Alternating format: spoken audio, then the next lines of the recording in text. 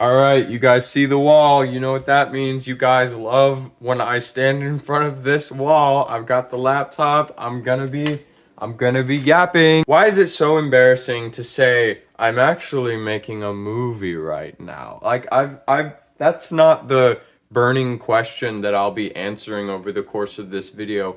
I'm genuinely asking because I've been having to respond with that a lot lately, and there's something so shameful about it. Like, yeah, I'm directing a movie, guys. Like, that is not the proper response to why haven't you done the dishes? So far this year of our Lord 2025, I have directed two short films that I wrote, acted in, and edited completely on my own. And I'm not saying this to be like, wow, look at old Abraham 2 movies over here. It was just a really insightful experience, and I want to pass on some of what I feel like I've learned in the interest that one day I'm making a movie for my YouTube channel will be something you will say with pride.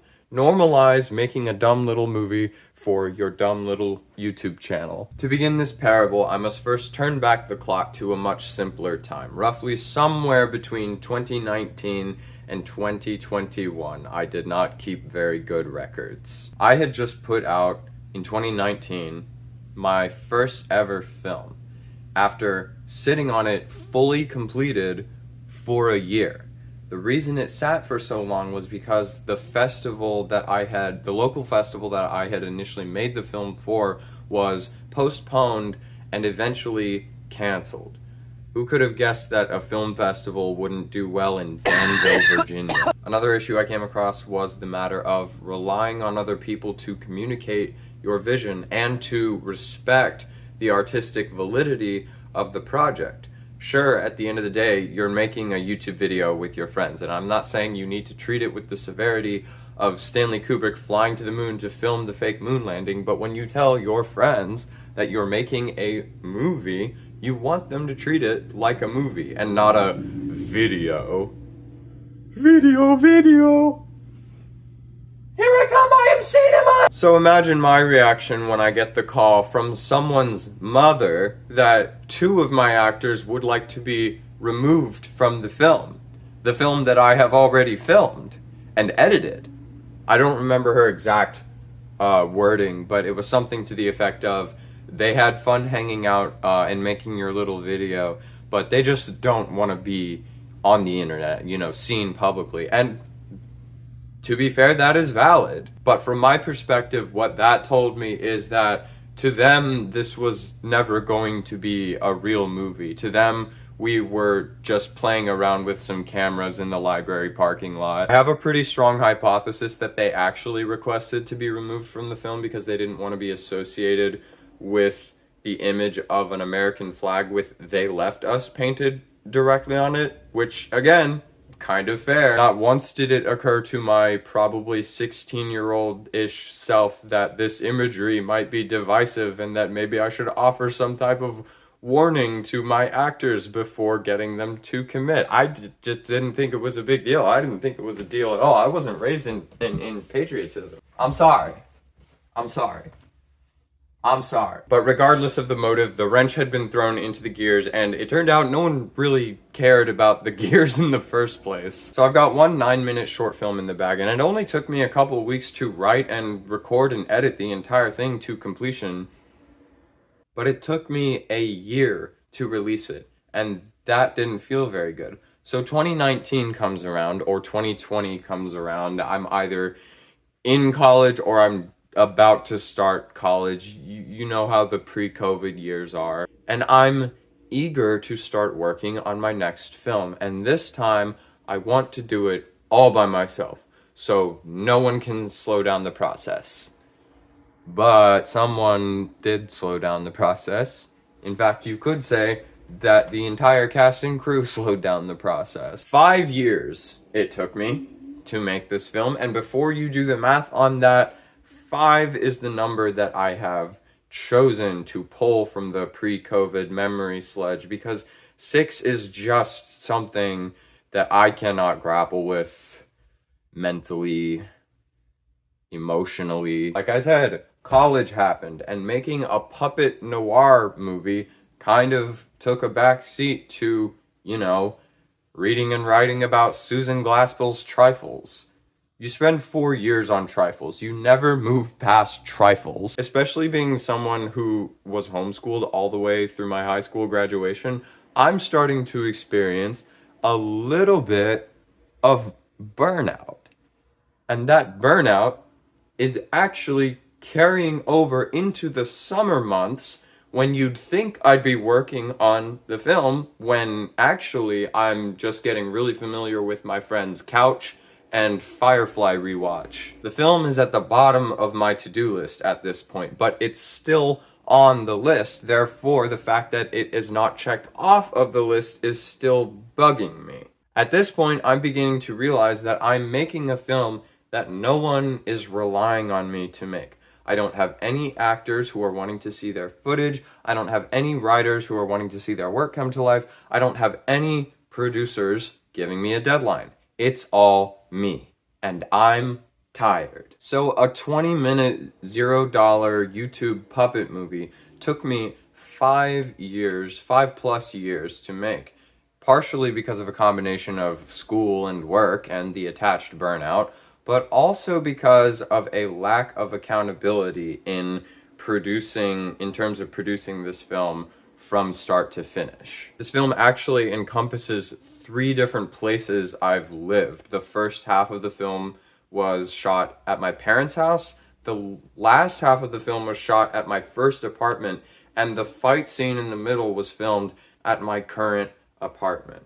3 different living spaces. That's how long it took me to make this 20-minute, I cannot stress this enough, puppet YouTube movie. The 77 Bedsheets is a film that I'm very, very proud of. Honestly, I'm mostly just glad that it saw the light of day. There were times I considered scrapping it. There were times I lost hours worth of footage due to shitty software or low storage or trying to replace my phone and finding out that the new phone hadn't saved any of the stuff from the fully broken phone. There were times when the aforementioned shitty software would randomly scramble all of my progress, so I'd have to re-edit the entire film, basically. And that's just post-production stuff. That's not even getting into writing the script, storyboarding, building a full set out of cardboard to match the storyboard, stacking up books to place the set on, stacking more books to place the camera on, grabbing some lamps and figuring the lighting out, maybe stacking more books to place the lamps on, figuring out the angle, figuring out the distance between set, camera, and puppet, holding the puppet in front of the camera while keeping your eye behind the camera, pulling up the audio track, synchronizing the movement, often 2 puppets at a time, to the acting, the voice acting, and the sound effects that you also did. Filming conditions were awkward and cramped and, truthfully, very sweaty, because the little bit that I do manage to film every now and then is during the summer, and the lampshades are removed to provide maximum brightness, and the ceiling fan is off to not mess with the audio. This was not a fun film to make. As I've said, I'm so proud of the film. I'm so thankful that I stuck it out and got it made. I'm a big believer in being your work's biggest advocate. If you apologize for a piece of art you made, the audience is gonna want their money back. So I'm not trying to detract from my work when I say this. I'm simply trying to learn and grow and be open with my observations. And what I have observed about this film is that it's a 2018 comedy that I just published in January of this year. I simply took too long to make the movie, and so that by the time it was ready to be released, it just wasn't as funny anymore. There was even a joke that I had to edit out of the final cut because during the time it took to make the film, the person that the joke was referencing got canceled. The person in question was Bean Dad, if that gives you an idea of the timeline of this project. This movie would have actually been better if I had rushed it a little more, if I'd been less of a perfectionist. And I know that's a wild thing to say about a movie that looks like this, but I promise you that is how I was approaching it. Because I can blame the burnout on school and work, and I will. But the filming conditions, I made those for myself because I had a very particular way I wanted the film to look. Look at how meticulous I was with these sets. I made knobs for the drawers. I'm not saying this as a flex. I'm saying that I made too much work for myself and the film suffers because of it. It took me 5 years to even attempt shooting Fight Song because I was so worried that it wouldn't be perfect or imperfect in the exact way that I wanted it to be. It wasn't until I got to the fuck it, just get it done stage of the project that I allowed myself to start using a more sustainable method of filming with the green screen, even if it meant losing some of my precious visual cohesion. And what's ironic about that is what we see in the final product. Fight Song is, in my opinion, the funniest part of the film.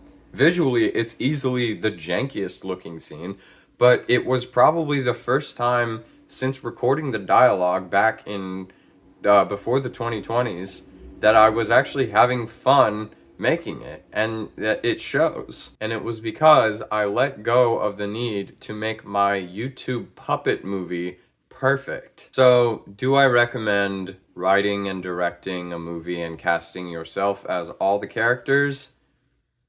Fuck yes, I do. Naturally, I decided to do it again. And the two experiences could not have been more different. I'd already proven to myself that I could make a movie on my own. Now I wanted to prove to myself that I could make a movie on my own in a timely fashion and not make myself miserable. Perfection is not even an option at this point.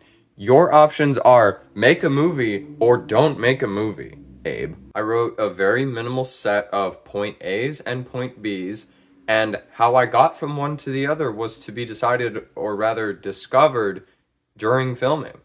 I had a small list of settings, props, and characters that were easily accessible to me that I didn't have to spend a single cent on. I could not have put money into this film even if I'd wanted to. I guess really at the heart of this film is a challenge to myself to see if I could take what I learned from making short YouTube skits and stretch it out into an actual movie with like themes and plot structure and character arcs. And partially because of the grueling process of making 77 bedsheets, I had a better grasp on my own capabilities. I wasn't going to bite off more than I could chew this time. I knew that I'd be playing all the characters and that the resulting edit job would probably be pretty imperfect, because I'm using Power Director. This acknowledgement of my own limitations actually informed the choice to make the story, characters, and themes be the way they are.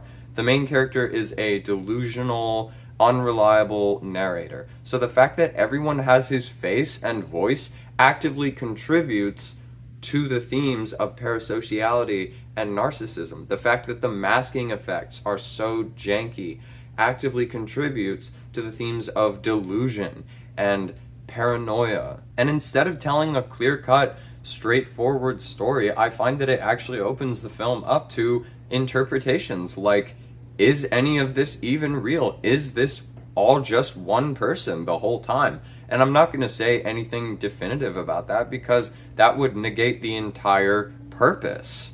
It's open.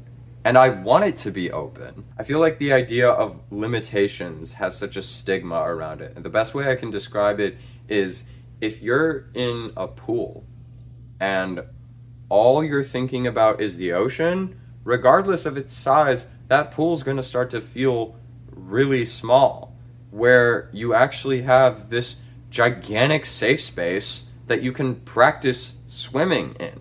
And you can also tread every single square inch of that pool, however many times you want, whereas the ocean, famously fucking dangerous and difficult to explore thoroughly.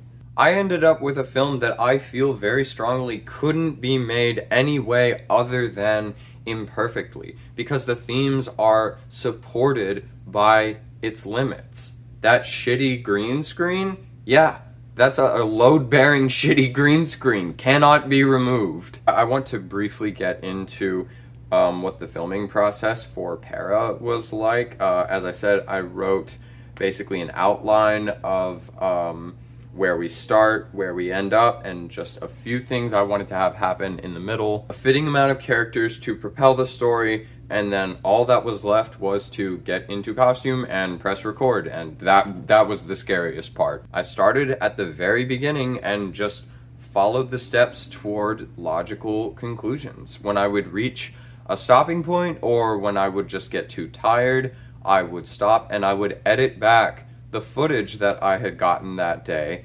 to feel out what the next beat should be. Basically, this is kind of how it went. Okay, the main character needs to get some certain information in the beginning so we can set the whole movie up. Cool. Now we should probably get to know this guy a little bit. We should plant our Chekhov's guns. We should establish the rules and logic of this world.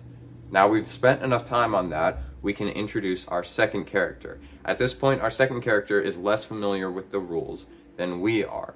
We should get to know him a little bit. We should see how he responds to his environment. I'm itching to introduce the third character at this point, but intrinsically, I feel like we need to spend just a little more time with this character, so I'll put him in one more scene, have the two characters interact one more time, end the scene with a knock on the door, ushering in the third character. And at this point, maybe I'm not certain what to do next, so I sit down and edit the footage and watch what I've gotten, and it occurs to me that enough time has passed that maybe character 2 would logically try to make for an escape right now, which leads me to the next scene in which characters 1 and 3 react this way, which leads me to the next scene, and so on and so on and so on. Trust your instincts. Chances are, if you've watched a lot of movies, you might have a decent sense of how a movie should go. And will a lot of your instincts be derivative of other things? Yes, absolutely. But the more stuff you make and the more stuff you take in, you'll be combining so many different elements that it will not be derivative anymore. Think of it like cooking. At first you're probably going to have to follow some recipes, but the more recipes you follow, the more you start building intuition, the more your influences start to turn into your sensibilities, and pretty soon you're making garlic mashed potatoes off the dome, and it's your recipe. I swear to you, this is going to sound so insane, but genuinely, for so much of this movie, it felt like I was reaching out to the comedy gods, and they were just guiding my hands. I cannot express to you how little planning went into the jokes in this film. I mean, all of it, really, but I'm particularly happy with how the humor turned out, despite 90% of it being pretty much discovered in the moment. The only bits that I actually sat down and wrote out word for word were the very beginning, because I wanted the setup for the movie to be relatively clear, and the podcast freestyle and the last few verses of the Chilling on a Wednesday freestyle. And even in those cases, I literally woke up that day knowing that I had logically worked up to the point where the freestyling should start to get a little better, and I literally spent the morning writing these freestyles and then filmed them like a hour or two later. By the latter half of the movie, I got into this really good groove of identifying issues and anticipating them. One of the issues I encountered was simply phone storage. I would set up my camera, film as one character, press pause on the recording on my camera, making sure to leave it where it was, change costumes, resume the recording, do the whole scene again as a different character, reacting as that character, and repeat as necessary. So for every scene every group scene in the movie, there's like more or less 3 times the amount of footage taking up space in my camera roll. Add to that the fact that I'm editing this as I go along, right? and I'm saving my progress, which is creating extra video files. Why am I saving my progress so much? Because the more I add onto the film, the worse the software runs, and I'm going to start encountering those glitches, which are only going to get worse and more inconvenient the longer the film gets. The entire audio being out of sync with the picture is easily fixable for a 2-minute scene. It's an entirely different matter when you're reaching past 30 minutes and your audio from scene 3 jumps over to scene 16, and now everything past scene audio for scene 3 is now well past the credits of the movie, so you got half an hour of silent picture and half an hour of pictureless sound, and you have to manually move every audio track and After Effect back to exactly where it was. Why? Because we fucking hate you, Abe. So I had to be very decisive about these final cuts for the film very early on in the process, because here's what I did. And it's risky. It's a risky process, but it's what got me through. As I made my way through the story gradually, between acting it and editing it, and plotting it, I would edit what I had that day, make my decisions, finalize it, save that edit, and then delete all the original footage. And then I would open up a new project and place the edited version of what I had so far on the track. So I could just have like a solid bar of finalized movie instead of clip, clip, clip, audio track, sound effect, After Effect, sound effect, blah, blah, blah. Because that's the shit that gets really, really scrambled and inconvenient when your app glitches and shits its pants. It did save me a lot of grief during editing, but it was also kind of like crafting the Venus de Milo out of quick drying cement. Maybe not the Venus de Milo. Maybe that statue of Lucille Ball is a better comparison. And I'm well aware that this process of filming and editing at the same time is not very typical, at least not for a project of this scale. You would probably expect to film everything and then spend a lot of time editing it. But honestly, that was never going to work for this film. For one, it was simply the phone storage, but also because I really relied quite heavily on seeing the film materialize in real time in order to inform its direction. It would have been impossible to film everything at once because the story was informed through the characters' actions and intentions, and the intentions were informed by me watching back the footage and going like, okay, Kathleen is pretty serious about getting her W4. That's my reason for getting her in the sandbox. We should probably not leave that unaddressed. We should probably get into what she does for work, set up the stakes around that. Now we're getting to know my characters a little better. I'm starting to learn what they care about. Now I can do this freestyle scene where they all reveal too much about themselves, and then the comedy gods tell me that I have earned a joke that breaks the logic of the film, and suddenly the stakes go out the window.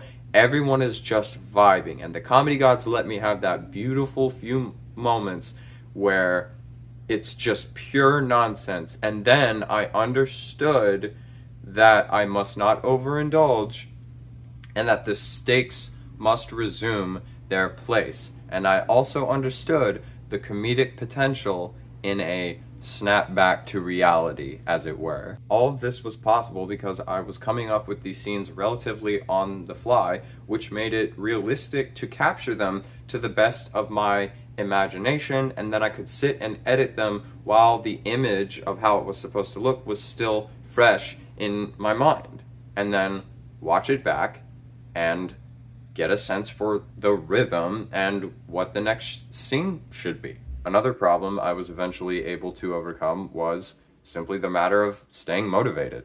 And this is a tough one because it's gonna look different for different people.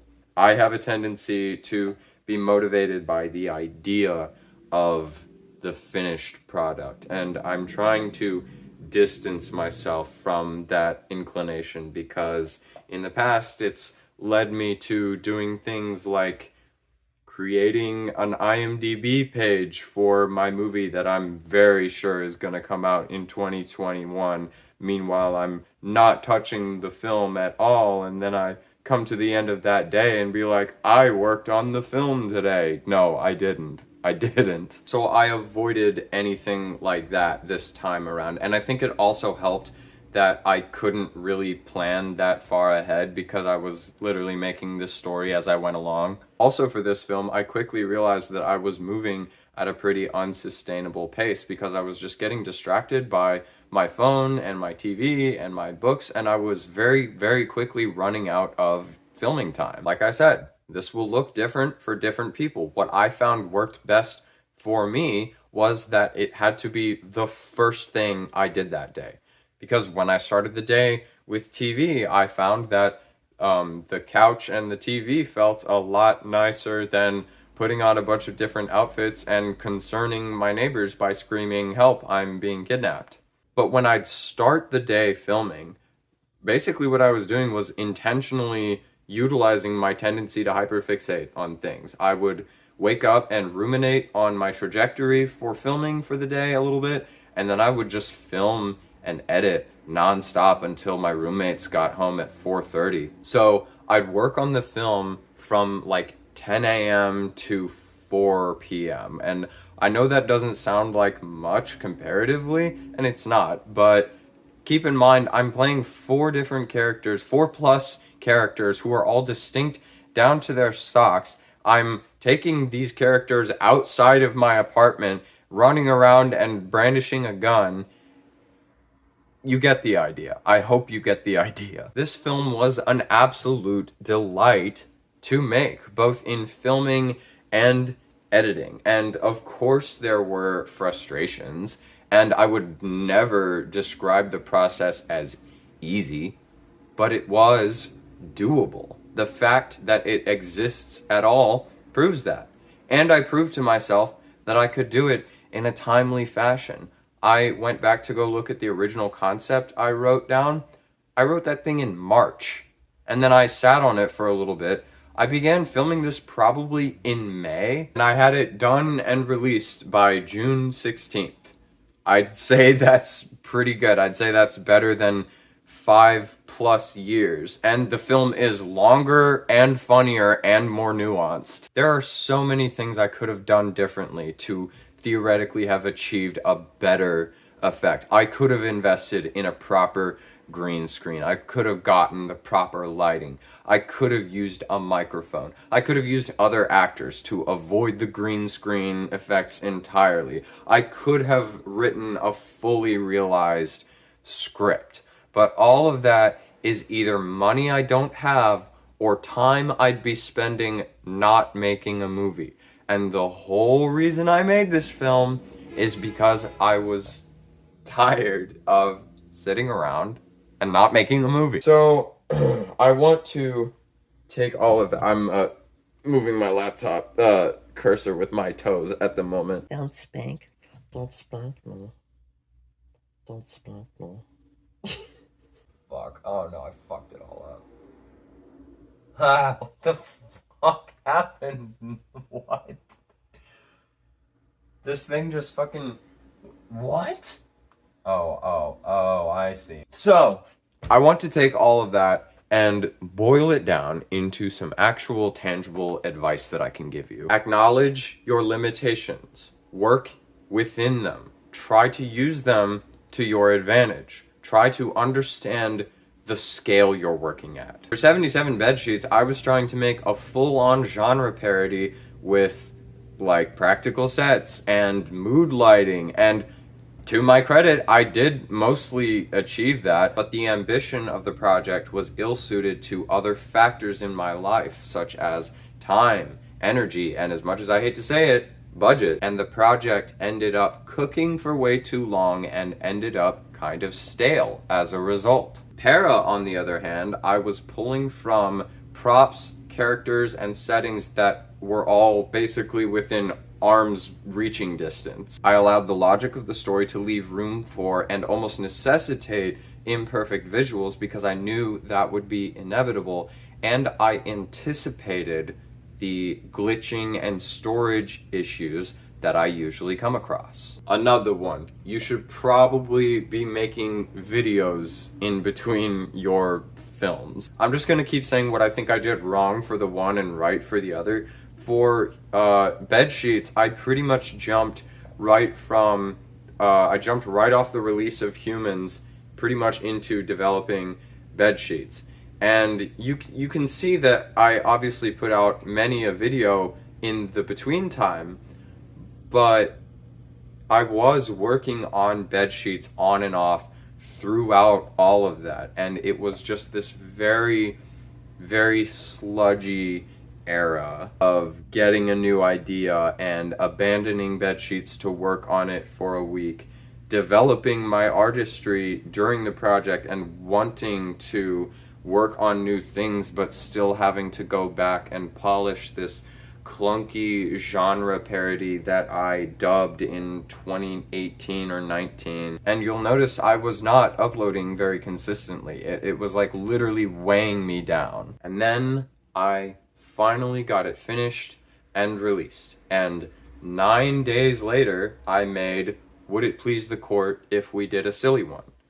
And then I inserted my original character into Golden Girls, and then I did a goof on Lord of the Flies, a goof on the Beastie Boys, on Stoners, on Twin Peaks, and then I decided I was ready to make my next movie. Because through making these skits, I was developing a skill set and honing a sense of humor. I knew what to expect from the screenless green screen effect and how to plan accordingly, and I knew what types of jokes I had the best chance of landing effectively. And it all worked so well because I had spent that time making those little skits, getting my little ideas out, and then fully focusing on transferring those skills to a full movie, not making any other little projects during the time. A lot of this work truly is discovering what does and doesn't work for you specifically, and this is kind of the only way that you can discover those things. And my last piece of advice is this. You've probably heard 100 different versions of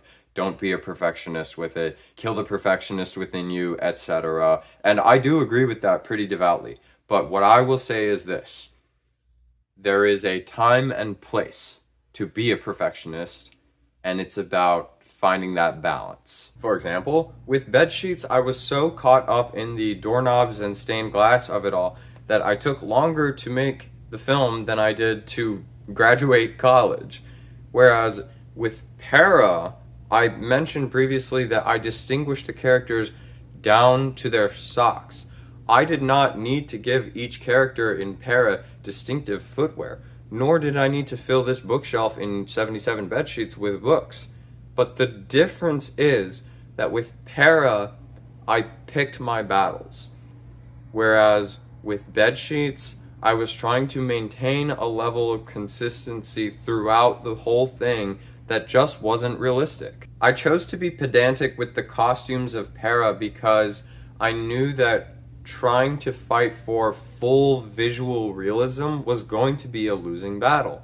And I needed a different way to convince the audience that these were 4 different souls. I could have been less precise about it. I could have done like red shirt character, blue shirt character. I still could have told the story that way, and it would have been a lot easier. But for me, attention to detail in costuming specifically can really make a lot of difference between something that feels like a movie and something that feels like a skit.